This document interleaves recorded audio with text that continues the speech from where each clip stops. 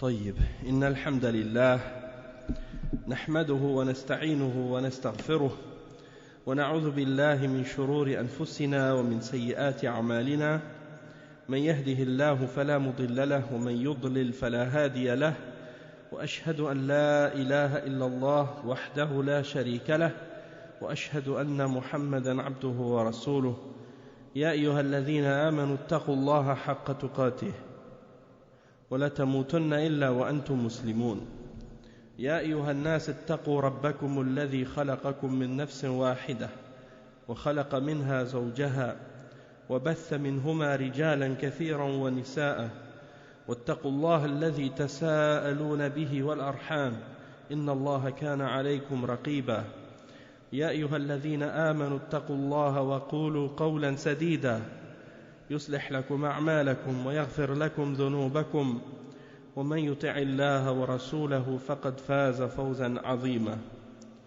أما بعد إن خير الكلام كلام الله وخير الهدي هدي محمد صلى الله عليه وسلم وإن شر الأمور محدثاتها وكل محدثة بدعة وكل بدعة ضلالة وكل ضلالة في النار أما بعد. Donc on commence aujourd'hui le cours numéro 7 dans l'introduction à la science du fiqh. L'introduction à la science du fiqh. Et on est aujourd'hui toujours dans la dernière partie du premier chapitre au sujet de mumayyizat al-fiqh al-islami. C'est-à-dire les particularités du fiqh islamique, du fiqh de l'islam et de la charia de l'islam. Donc, on a vu au dernier cours certains points qui sont reliés à ces questions-là, et parmi les points qu'on a vus, c'était le premier, al-fiqh al-islami fiqhun ilahi samawi. Donc le fiqh de l'islam, c'est un fiqh qui est divin, qui vient d'Allah subhanahu wa ta'ala. Deuxième point, al-kamal wa tamam, que ce message du fiqh, et le fiqh parmi les particularités du fiqh de l'islam, c'est que c'est quelque chose qui est parfait et qui est complet. Troisième point, ash-shumuliyya, que c'est quelque chose qui englobe tous les aspects de la vie. Le quatrième, c'est al-istimrariyya was-salahiyya, fait que c'est quelque chose qui va continuer à être applicable et valable jusqu'à la fin des temps. Et cinquièmement, at-taysir wa raf' al-haraj wa al-i'tidal wa al-wasatiyya. Donc la facilité et le fait de retirer la gêne et d'établir l'égalité, l'équilibre, la modération et le juste milieu. Ça, c'est parmi les particularités du fiqh de l'islam. On est arrivé, nous, au point numéro 3. Maintenant, c'est ce qu'on va expliquer. ثالثا الشمولية والاتساع. الشمولية والاتساع. Ok, le cheikh il dit, cheikh Suleiman Abal Khayl,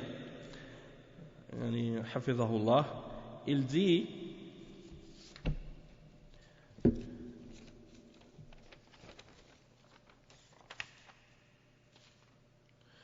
cheikh Suleiman Abal Khayl, il dit ثالثا الشمولية والاتساع. إن المتأمل للشريعة الإسلامية بصفة عامة والفقه الإسلامي بصفة خاصة يرى أنه أتى على كل ما يحتاجه الإنسان في العبادات والمعاملات وفقه الأسرة والحدود والجنايات وما يتعلق بها من ضروريات وحاجيات وتحسينات وكماليات بصورة منقطعة النظير وأذهلت العالم أجمع حيث وجدت فيه القواعد والأصول والكليات زاهية شامخة ثابتة يستفاد منها في كبير المسائل وصغيرها دقيقها وجليلها عن طريق الاجتهاد الذي من خلاله يطبق العلماء الأحكام على الوقائع والنوازل التي والنوازل على تنوعها مراعين في ذلك تغيير الأزمنة والأمكنة والأحوال والعوائد والنيات. Donc le cheikh il explique que de façon, si on observe la charia de l'islam de façon générale et le fiqh de l'islam de façon particulière, on constate que ça vient avec tout ce que l'homme a besoin, tout ce que l'être humain a besoin dans l'adoration, dans les interactions, dans le fiqh qui est relié à la famille, dans les peines et les punitions pour les crimes et tout ce qui est relié à ces choses-là comme parmi les choses essentielles, les besoins et les choses qui sont pour ajouter ou pour embellir et pour parfaire, les choses qui font partie de la religion et qui font partie des tahsinat, les choses qui ont rapport avec le fait d'embellir, ou al-kamaliyat. هذا يؤثر على التسجيل بارك الله فيك. نعم جزاك الله خيرا. نعم donc al-kamaliyat, et il dit ensuite le cheikh que on n'a jamais vu quelque chose de comparable. On n'a jamais vu quelque chose de comparable à ça, et le monde entier a été surpris, étonné, ébloui de ça, à ce sujet-là, à cause de qu'est-ce que le fiqh de l'islam contient comme règles et comme fondements, comme principes qui sont fermes et fermement établis et dont on peut profiter dans toutes les questions, qu'elles soient petites ou grandes, et détaillées ou subtiles. Et donc on peut voir par la voie de l'ijtihad et de la déduction et de l'analogie et des efforts qu'on peut faire, ou bien plutôt que les ulama font pour extraire les verdicts de la charia et pour être capable d'appliquer les règles de l'islam à toutes les circonstances et les situations qui peuvent se produire, peu importe la catégorie ou les différentes sortes d'événements ou de situations qui peuvent arriver dans la Ummah. Les savants sont capables, malgré le changement des époques et du temps et des lieux et des situations et des événements, des intentions, ils sont capables de savoir comment faire appliquer les principes et les règles du Coran et d'extraire les verdicts à partir des textes dans toutes ces différentes circonstances-là, selon les principes et les règles de l'islam. Donc c'est-à-dire que l'islam s'adapte et s'applique dans toutes ces circonstances-là pour ceux qui, bien entendu, parmi les ulama, ont la connaissance de ces règles-là et qui savent comment le faire.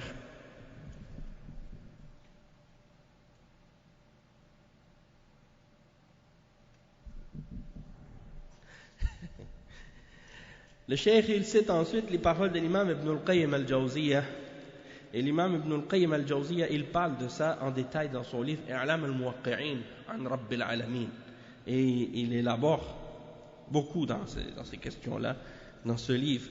Il dit قال ابن القيم رحمه الله فصل في تغيير الفتوى واختلافها بحسب تغير الأزمنة والأمكنة والأحوال والنيات والعوائد.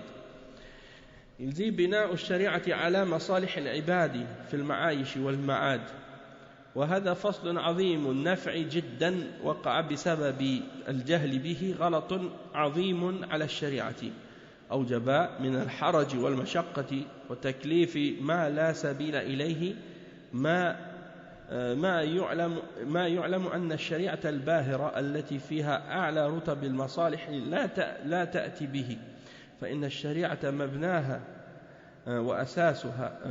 وأساسها على الحكم ومصالح العباد في المعايش والمعاد، وهي عدل كلها ورحمة كلها ومصالح كلها وحكمة كلها، فكل مسألة خرجت عن العدل إلى الجور وعن الرحمة إلى ضدها وعن المصلحة إلى المفسدة وعن الحكمة إلى العبث فليست من الشريعة، وإن أدخلت فيها بالتأويل فالشريعة عدل الله بين عباده ورحمته بين خلقه وظله في أرضه وحكمته الدالة عليه وعلى صدق رسول الله صلى الله عليه وسلم أتم دلالة وأصدقها، وهي نوره الذي أبصر به المبصرون وهداه الذي به اهتدى المهتدون، وشفاه التام الذي به دوى كل عليل، وطريقه المستقيم الذي استقام عليه الذي من استقام عليه فقد استقام على سواء السبيل، فهي قرة العيون وحياة القلوب ولذة الأرواح، فهي لها الحياة والغذاء والدواء والنور والشفاء والعصمة، وكل خير في الوجود فإنما هو مستفاد منها وحاصل بها، وكل نقص في الوجود فسببه من إضاعتها، ولولا رسوم قد بقيت لخربت الدنيا وطوي العالم. Le cheikh il explique ici que l'imam Ibn al-Qayyim il dit que ça c'est un chapitre au sujet de la fatwa qui change selon le changement de l'époque et des lieux, des situations, des intentions et des habitudes.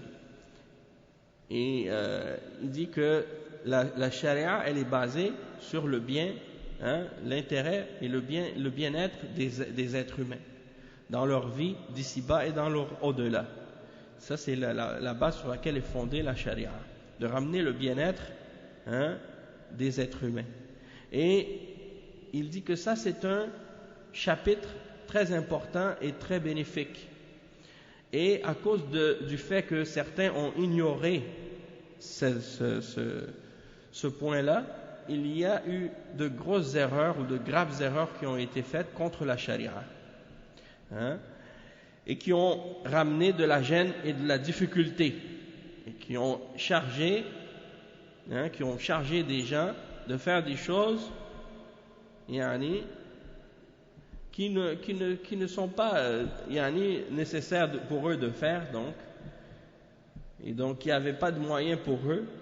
Si on connaissait ces gens-là auraient connu la charia, ils auraient su qu'ils n'avaient pas à faire ça, puisque la charia elle est venue pour enseigner les plus hauts niveaux de bien-être que l'homme peut atteindre.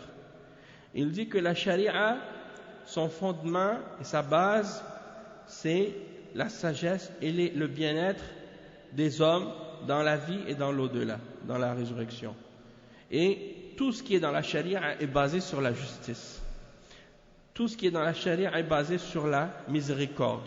Tout ce qui est dans la charia est basé sur le bien-être et les bienfaits.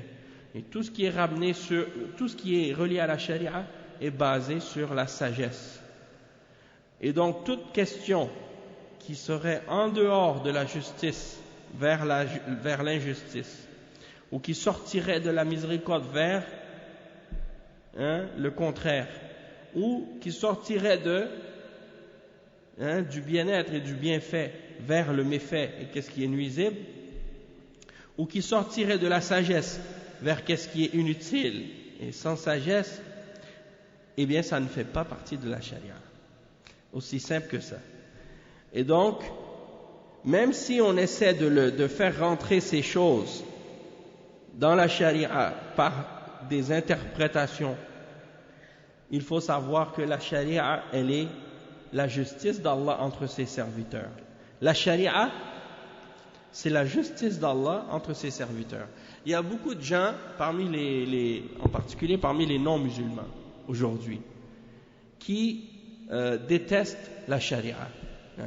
Ils critiquent la charia, puis ils attaquent la charia. Puis après ça, ils disent, on n'a rien contre l'islam et les musulmans.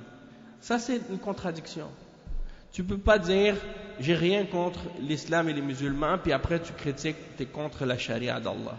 Parce que l'islam, ce n'est rien d'autre que la charia d'Allah. La charia d'Allah, ça comprend l'islam en entier. Et si tu dis charia ou tu dis islam, les deux sont une seule et même chose. Puisque tout ce qui est dans la charia, c'est qu'est-ce qui est dans les textes de la révélation, du Coran et de la Sunna, et de l'ijma'. Donc ça, c'est les fondements même de la religion même. Donc si tu rejettes la charia, et si tu attaques la charia, tu attaques automatiquement l'islam. D'accord? Et donc le cheikh, il explique, il dit, la charia, c'est la justice d'Allah entre ses serviteurs, et aussi c'est sa miséricorde, la miséricorde d'Allah entre ses créatures. Et c'est l'ombre d'Allah subhanahu wa ta'ala sur la terre. Et c'est la sagesse qui indique, c'est la sagesse qui l'indique, et qui indique également la véracité du messager d'Allah, qui l'indique de façon claire et qui prouve cette véracité-là. La véracité du message du prophète sallallahu alayhi wa sallam. Et également, c'est la lumière, c'est la lumière d'Allah. C'est la lumière d'Allah. La charia, c'est la lumière d'Allah, par laquelle il fait voir, il permet aux hommes de pouvoir voir clair. C'est également sa guidance, par laquelle les gens qui sont bien guidés se réfèrent pour être bien guidés. C'est également son remède, par laquelle il guérit toute maladie et tout problème. C'est son chemin droit, sur lequel toute personne qui marche sur cette droiture, il sera sur le droit chemin. C'est la perle des yeux, c'est la vie des cœurs, c'est le délice des âmes. Et elle a une vie, elle contient la vie. Cette charia, elle contient la vie. Elle contient également le nourrissement des âmes. Elle nourrit et elle guérit. C'est un remède, c'est une lumière, c'est un médicament et c'est une protection aussi. Donc tout le bien qui existe dans le monde, il vient uniquement de la charia. C'est parce qu'il vient fondamentalement de la charia et il découle de cette charia. Et tout manquement et toute déficience qui existe dans ce monde, c'est parce qu'on s'est écarté et on a délaissé la charia. Et s'il n'y avait pas cette charia dans le monde qui reste, le monde entier serait en ruine et corrompu et détruit. Le monde serait fermé, c'est-à-dire que ça serait la fin du monde. S'il n'y aurait pas cette charia dans le monde actuellement, ce serait le jugement dernier qui commencerait.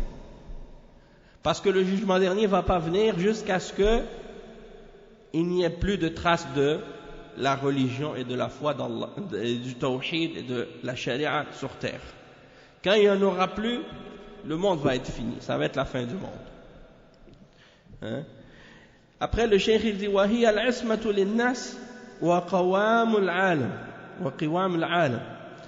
وبها يمسك الله السماوات والأرض أن تزولا فإذا أراد الله سبحانه وتعالى خراب الدنيا وطي العالم رفع إليه ما بقي من رسومها فالشريعة التي بعث الله بها رسوله هي عمود العالم وقطب الفلاح والسعادة في الدنيا والآخرة. انتهى كلامه. من إعلام الموقعين المجلد الثالث الصفحة الثالثة. Le cheikh il explique, l'imam Ibn al-Qayyim il termine cette parole, il dit, cette citation, il termine cette citation par la parole suivante. Il dit que c'est une protection pour les hommes et c'est quelque chose qui raffermit le monde, qui le retient, qui le protège. Et c'est ce par quoi Allah subhanahu wa ta'ala retient les cieux et la terre pour pas qu'ils s'effondrent. Et lorsque Allah subhanahu wa ta'ala veut ou va vouloir que le monde soit détruit et qu'il va plier le monde comme un parchemin, il va ramener vers lui, il va élever vers lui tous les restants de qu'est-ce qu'il y a dans la révélation, il va la ramener vers lui. C'est-à-dire que, comme c'est mentionné dans les hadiths, le Coran, il va le ramener vers lui. Il ne restera plus aucune lettre dans les masahif. Et il ne restera plus non plus de Coran, même dans les poitrines des hommes. Allah subhanahu wa ta'ala va reprendre tout à la fin des temps. Et c'est à ce moment-là que va être établi le jugement dernier. Et donc, la charia, Allah subhanahu wa ta'ala, la charia par laquelle il a envoyé, avec laquelle son messager a été envoyé, c'est le pilier du monde et c'est le pôle du succès et du bonheur dans cette vie et dans l'au-delà. Tout ce qu'il y a de bien et de bon dans le monde, ça découle de cette charia, et sans cette charia, il n'y aurait plus de stabilité ou de droit et de justice dans ce monde. Donc on voit l'importance de s'accrocher à la charia d'Allah et de l'établir pour qu'il y ait dans ce monde de la justice et de la stabilité. Malgré qu'on voit qu'aujourd'hui les musulmans, on est dans une faiblesse et que la religion, beaucoup de musulmans se sont éloignés des enseignements de la charia d'Allah, malgré tout ça reste encore. Il y a des temps qui vont arriver dans l'avenir qui vont être pires que qu'est-ce qu'on vit aujourd'hui. Déjà, on se plaint de la situation actuelle et on voit qu'il y a beaucoup de problèmes. Ça, c'est juste le début. Le pire est à venir. C'est pour ça qu'il faut s'accrocher fermement à la religion. Et le cheikh, il dit فَمَا مِنْ طَائِرٍ يَطِيرُ فِي السَّمَاءِ إِلَّا ذَكَرَ الرَّسُولُ صلى الله عليه وسلم للصحابة منه علما وما من شاردة ولا واردة صغيرة كانت أو كبيرة مما يحتاجونه من أمور دينهم ودنياهم حتى الآداب الخفية إلا علمهم إياها. Donc le cheikh il explique qu'il n'y a pas un oiseau qui vole dans le ciel excepté que le prophète, le messager d'Allah sallallahu alayhi wa sallam, en a mentionné quelque chose aux compagnons. Il leur a donné à ce sujet une science. Et il n'y a pas de question dans les questions de la vie et des questions de la religion, qu'elles soient des questions qui sont des questions au sujet de choses qui sont petites ou grandes, parmi les choses que les hommes ont besoin de connaître, parmi les affaires de la vie ou les affaires de la dunya ou de la religion, même dans les questions des manières de certaines choses qui sont cachées ou qui sont subtiles ou petites, excepté qu'il nous l'a enseigné. Et même comment aller faire nos besoins, comment se nettoyer, comment ces choses-là, tout ça le prophète sallallahu alayhi wa sallam nous a enseigné. Le cheikh il dit وَقَدْ قَامَ بِذَلِكَ وأخذه من جاء بعدهم من التابعين ومن صار على نهجهم من المؤمنين إلى يومنا هذا وبنوا عليه الأحكام والأجوبة والفتاوى فيما ورد عليهم مما لم يجدوا فيه نصا بأمانة وديانة الأمر الذي معه اجتمع هذا الكم الهائل والضخم من المسائل العلمية المدونة في الكتب الفقهية وغيرها التي لم تجتمع الأمة قبل ذلك لم تجتمع لأمة قبل ذلك. Donc le cheikh il dit que après les sahaba, les tabi'oun ont pris de cette science également. Et tous ceux qui ont suivi leur voie par la suite parmi les croyants jusqu'à notre jour, jusqu'à aujourd'hui. Et ils ont basé là-dessus les règles de la religion, les réponses aux questions et les verdicts religieux, les fatawa, au sujet des choses qui se produisent, au sujet desquelles il n'y a pas un texte explicite à son sujet. Et ils ont ramené ces réponses et ces verdicts religieux avec honnêteté, avec responsabilité, avec un sens de religiosité, de piété. Et il dit que on voit la grande quantité immense de questions scientifiques et religieuses qui ont été mises par écrit dans les livres de fiqh. On n'a jamais vu rien de pareil et rien de comparable dans aucune autre nation, dans aucune autre umma auparavant.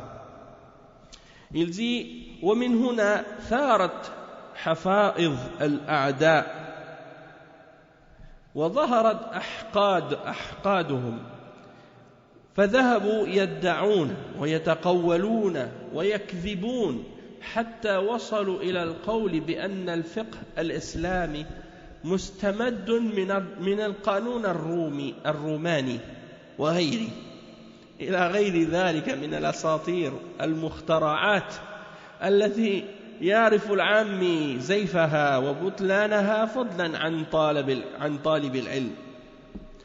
Il dit que tu vois que la haine des opposants et des ennemis de l'islam est apparue clairement lorsqu'ils ont prétendu et inventé et menti en disant et en allant jusqu'au point de dire que le fiqh de l'islam découlait du droit romain et d'autres, en voulant dire que les musulmans, les savants de l'islam ont copié le droit musulman et les règles de l'islam, les règles de la charia et du fiqh de l'islam des livres de droit romain. Et ça, bien entendu, ça fait partie des mensonges et des faussetés et des fausses accusations qui ont été ramenées et répétées par les ennemis de l'islam. Et le cheikh il dit que même le commun des musulmans ordinaires, qui fait ses prières et qui n'est pas un étudiant de la charia, qui n'a pas étudié les règles de la religion, quand il entend ça, tout de suite il sait, il reconnaît, il comprend la fausseté de ce genre de propos. Et encore plus si c'est un étudiant en sciences islamiques.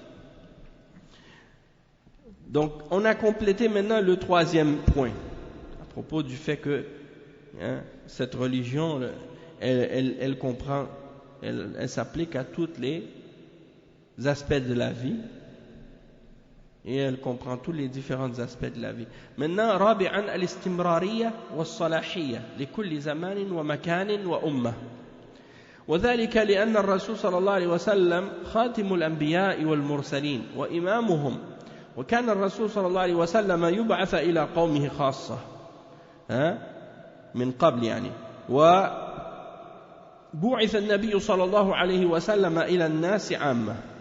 قال تعالى وما أرسلناك إلا كافة للناس بشيرا ونذيرا وقال قل يا أيها الناس إني رسول الله إليكم جميعا وقال صلى الله عليه وسلم أعطيت 5 لم يعطهن أحد قبلي وذكر منهن أن الرسول قبله يبعث إلى قومه خاصة وأنا بعثت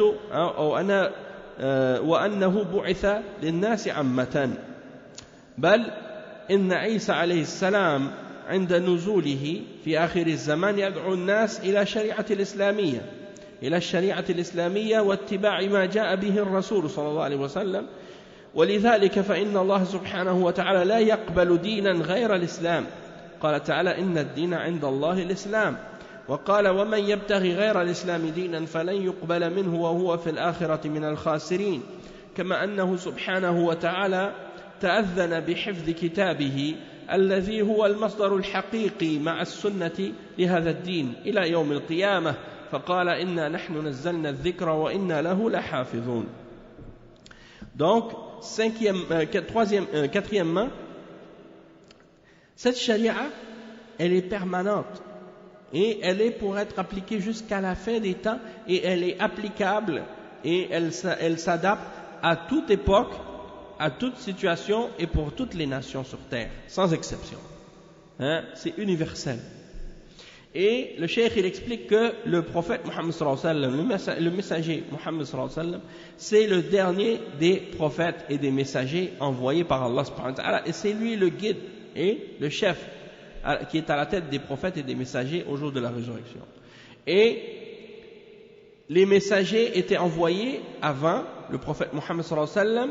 Chaque messager était envoyé à son peuple en particulier. Mais le prophète Muhammad sallallahu alayhi wa sallam, qui est le dernier des prophètes, lui c'est différent.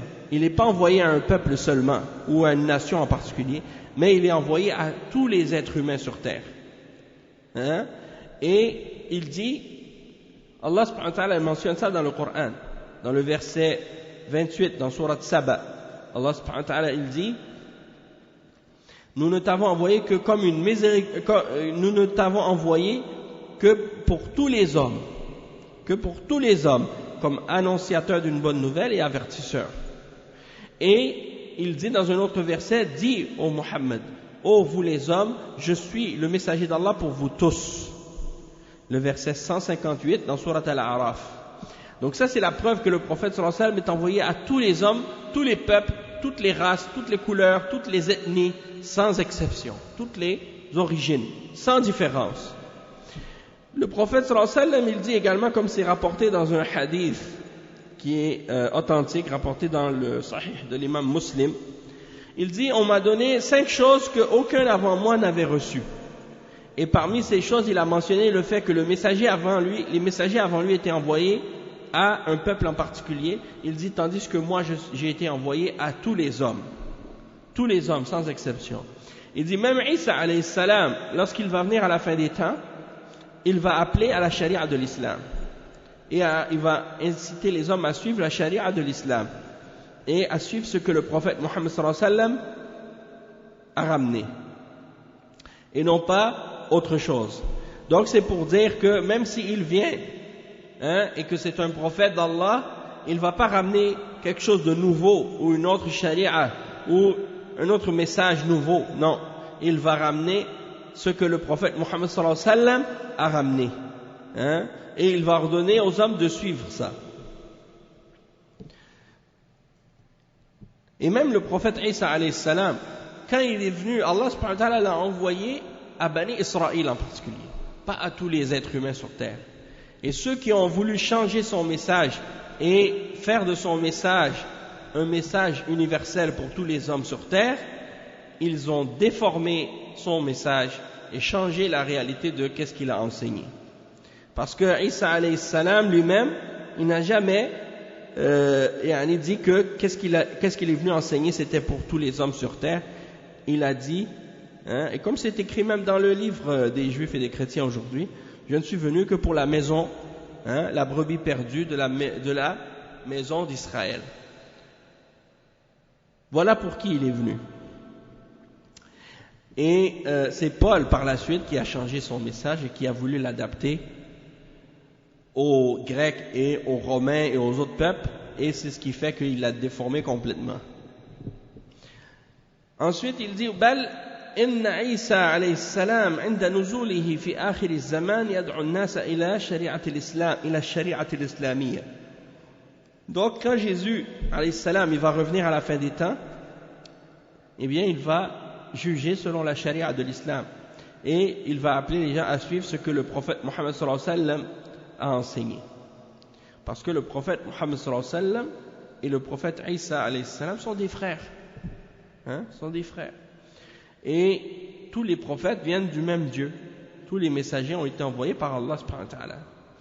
Ensuite, le cheikh il dit, et c'est pour ça que Allah subhanahu wa ta'ala il ne va pas accepter autre que l'islam comme religion. Allah ne va pas accepter une autre religion que l'islam. La preuve de ça, c'est le verset 19 dans Surat Al-Imran, dans lequel Allah subhanahu wa ta'ala dit, la religion pour Allah c'est l'islam. Ainsi que le verset 85 dans Surat Al-Imran aussi, dans lequel Allah subhanahu wa ta'ala dit, et quiconque cherche une religion autre que l'islam, elle ne sera pas acceptée de lui, et dans l'au-delà, il sera du nombre des perdants. Et de même que Allah subhanahu wa ta'ala a mentionné qu'il a déclaré qu'il va préserver son livre, le Coran, et que c'est la base réelle, c'est le fondement réel et la source réelle de référence avec la sunna du prophète Mohammed sallallahu alayhi wa sallam pour cette religion jusqu'au jour de la résurrection. Et il a dit ce qui signifie dans le verset 9 dans Surat Al-Hijr, il dit nous avons certes fait descendre le rappel et nous le préservons, et certes nous allons le préserver. Il dit le cheikh ensuite وهذا يقتضي أن الإسلام بمبادئه وأحكامه العامة والخاصة صالح لأن يأخذ به كل إنسان على وجه الأرض البسيطة وعلى مر العصور وبه تتحقق للبشرية جمعاء السعادة والفلاح في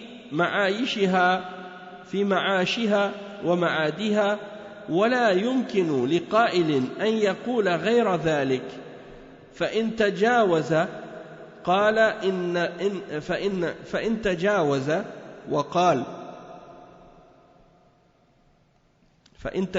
وقال فإن النقص والعيب فيه وفي مجتمعه إما ذاتا وإما فهما وإدراكا.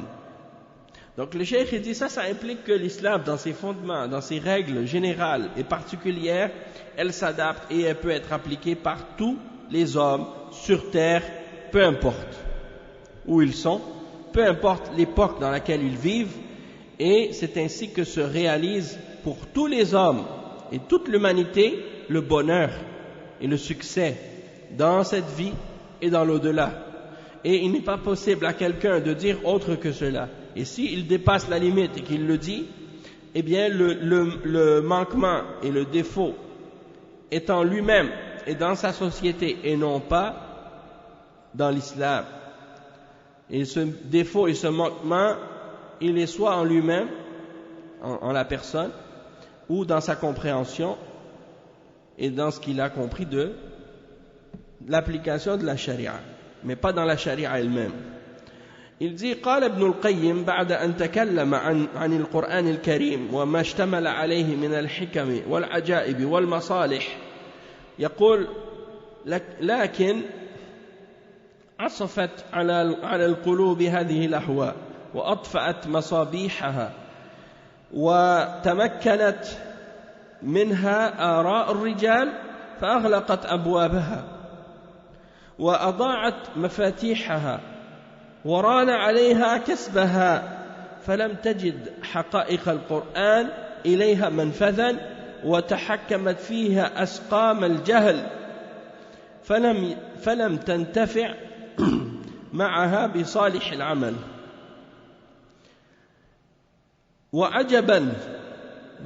وعجبا كيف جعل غذاؤها من هذه الآراء التي لا تسمن ولا تغني من جوع ولم تقبل الاغتذاء بكلام رب العالمين ونصوص ونصوص حديث نبيه المرفوع أم كيف اهتدت في ظلم الآراء إلى التمييز بين الخطأ والصواب وخفي عليها ذلك في مطالع الأنوار من السنة والكتاب. Donc le cheikh il dit, et l'imam Ibn al-Qayyim il dit, après avoir parlé du Coran et ce qu'il contient de sagesse et de choses étonnantes et toutes sortes de bienfaits, il dit ensuite, mais les différentes passions ont soufflé des tempêtes sur les cœurs et ont éteint les lanternes, les lanternes de ces bienfaits, les bienfaits du Coran et ce que ça contient. Et ils ont pris le dessus sur les opinions des hommes. C'est-à-dire les opinions des hommes ont pris le dessus sur qu'est-ce qui vient de la révélation d'Allah et ont fermé la porte de cette révélation et ont perdu les clés. Et à cause de ça, leurs cœurs se sont voilés, sont rouillés d'être capables d'obtenir cette guidance. Et donc ils n'ont pas réussi à comprendre par la suite les réalités du Coran. Ils n'ont pas trouvé de fenêtre vers le Coran. Et tous les différents malaises et les malheurs des maladies de l'ignorance ont pris le dessus. Et donc les gens n'ont pas pu profiter avec la révélation de ces bonnes œuvres. Et moi, Ajaba, le cheikh il dit, comme c'est étonnant, comment les gens ont cherché à se nourrir de ces opinions qui ne peuvent pas aider quelqu'un à se nourrir de la faim qu'il a en lui-même,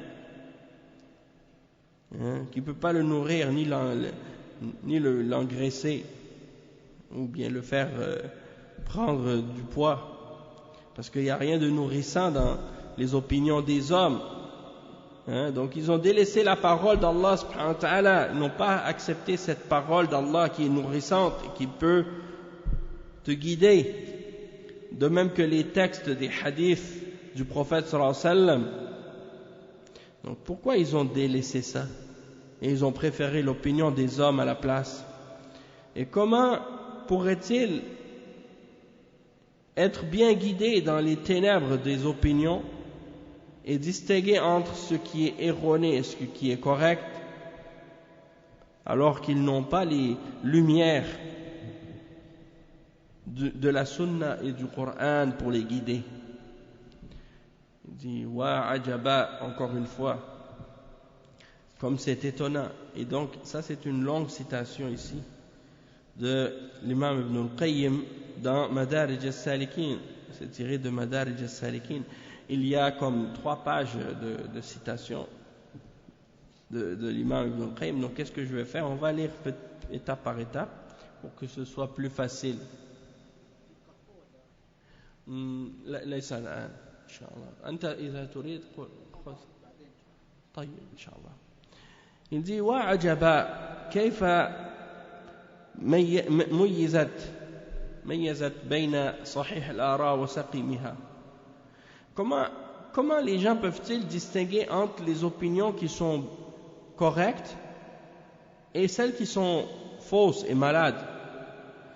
ومقبولها ومردودها, celles qui sont acceptables et celles qui sont rejetées. وراجحها ومرجوحها, celles qui sont plus proches de la fausseté et celles qui sont plus proches de la vérité. وأقرت على أنفسها بالعجز عن تلقي الهدى والعلم من كلامه لا من كلامه لا يأتيه الباطل من بين يديه ولا من خلفه وهو الكفيل بإيضاح الحق مع غاية البيان وكلام من أتي جوامع الكلم واستولى كلامه على الأقصى من البيان. Donc en voulant dire celui qui n'a pas pris la parole d'Allah subhanahu wa ta'ala, qui est la parole qui ne peut être approchée qui ne peut être approchée par le faux, ni par devant, ni par derrière, et qui est chargé de clarifier la vérité de la façon la plus claire possible. Et également la parole du prophète Mohammed sallallahu alayhi wa sallam, à qui Allah subhanahu wa ta'ala a donné al-jawami' al-kalim. Jawami' al-kalim, c'est-à-dire les paroles qui sont courtes, mais qui sont remplies de science et de sens bénéfiques. Et donc ils ont délaissé ça et ils ont pris les opinions des hommes à la place. Il dit kalla bal hiya wallahi fitnatun a'mat al-qulub عن مواقع رشدها وحيرت العقول عن طرائق قصدها ويربى فيها الصغير ويهرم فيها الكبير وظنت خفافيش البصائر أنها الغاية التي يتسابق إليها المتسابقون والنهاية التي تنافس فيها المتنافسون وتزاحموا عليها وهيهات أين السهى من شمس الضحى وأين الثرى من كواكب الجوزاء وأين الكلام الذي لم تضمن لنا عصمة قائله بدليل معلوم من النقل المصدق عن القائل المعصوم أين الأقوال التي أعلى درجاتها أن تكون سائغة الاتباع من النصوص الواجب على كل مسلم تقديمها على وتحكيمها والتحاكم إليها في محل النزاع وأين الآراء التي نهى قائلها عن تقليده فيها وحذر من النصوص التي فرض على كل عبد أن يهتدي بها ويتبصر وأين المذاهب التي إذا مات أربابها فهي من جملة الأموات من النصوص التي لا تزول إذا زالت الأرض والسماوات سبحان الله ماذا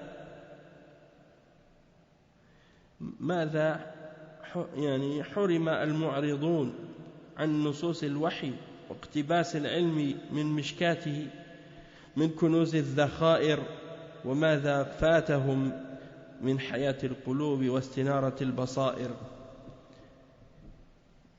Donc tout ça c'est des questionnements que l'imam Ibn al-Qayyim rapporte pour faire comprendre comment les hommes lorsqu'ils s'éloignent de la référence de l'islam qui est le Coran et la Sunna et qu'ils se basent plutôt sur les opinions des hommes dans les questions du fiqh et dans la compréhension de l'islam, comment ils s'égarent, comment ils s'éloignent, comment ils n'arrivent plus à distinguer entre ce qui est vrai et ce qui est faux, ce qui est correct et ce qui est incorrect et ainsi de suite. Et donc tout ça c'est des rappels à ce sujet-là. Il dit attendez juste un instant parce que il dit وأهل الكتاب il dit المتمسك عندهم بالكتاب والسنة صاحب ظواهر مخبوس حظه من المعقول والمقلد للآراء المتناقضة المتعارضة والأفكار المتهافتة لديهم هو الفاضل المقبول. Subhanallah. Celui qui s'accroche au Coran et à la Sunna, pour ces gens-là, c'est celui qui s'accroche au sens apparent, et qui rejette qu'est-ce qui est logique. Tandis que la personne qui s'accroche aux opinions contradictoires et opposées les unes aux autres, c'est lui qui est le meilleur, c'est lui qui est acceptable. Ça, c'est pas correct. Malheureusement, c'est comme ça que les gens pensent. Beaucoup de gens pensent comme ça. Ils préfèrent les paroles des hommes à la parole d'Allah subhanahu wa ta'ala et les opinions des hommes à la révélation divine. Il dit وأهل الكتاب والسنة المقدمون لنصوصها على غيرها جهال لديهم منقوصون. Donc les gens du Coran et de la Sunna, ceux qui placent les textes au devant de toute chose, sont pour eux des ignorants. Comme le cheikh il dit وإذا قيل لهم آمنوا كما آمن الناس قالوا أنؤمن كما آمن السفهاء ألا إنهم هم السفهاء ولكن لا يعلمون.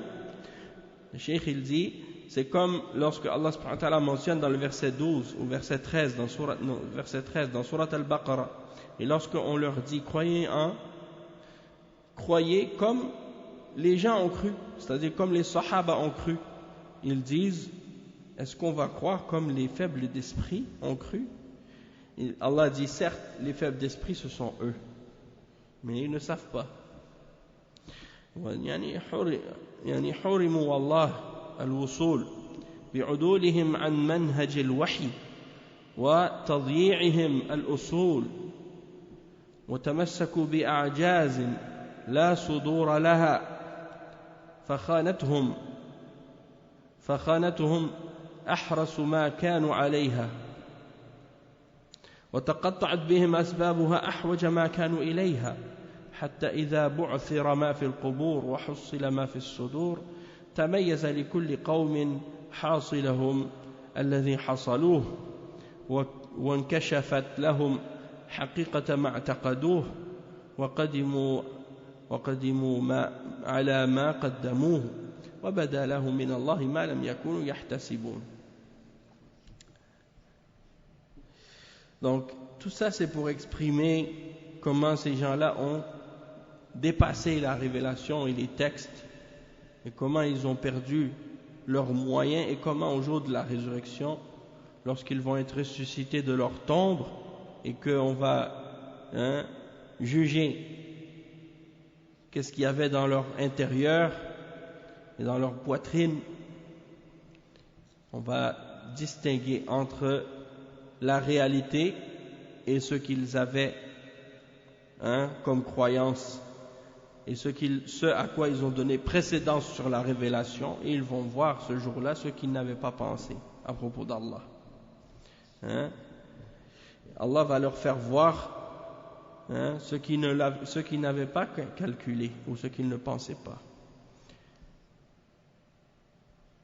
Donc tout ça c'est pour montrer et pour dire et pour blâmer leur état et leur situation. Et tout ça c'est dans un style très éloquent et très bien exprimé de la part de l'imam Ibn al-Qayyim, parce qu'il a une façon de s'exprimer qui était très poétique presque. Le cheikh il dit cinquièmement, khamisan qiyamuhu ala at-taysir, le fait que la charia elle est basée sur la facilité et la simplicité. Et ça on va le laisser pour le prochain cours inch'Allah. C'est le cinquième point, le dernier point de cette catégorie-là. On va l'expliquer au prochain cours, incha'Allah. Subhanakallahumma bihamdika ashhadu an la ilaha illa anta astaghfiruka wa atubu ilayk. Wa sallallahu wa sallam ala nabiyyina Muhammad wa ala alihi wa sahbihi ajma'in. Wassalamu alaykum wa rahmatullahi wa barakatuh.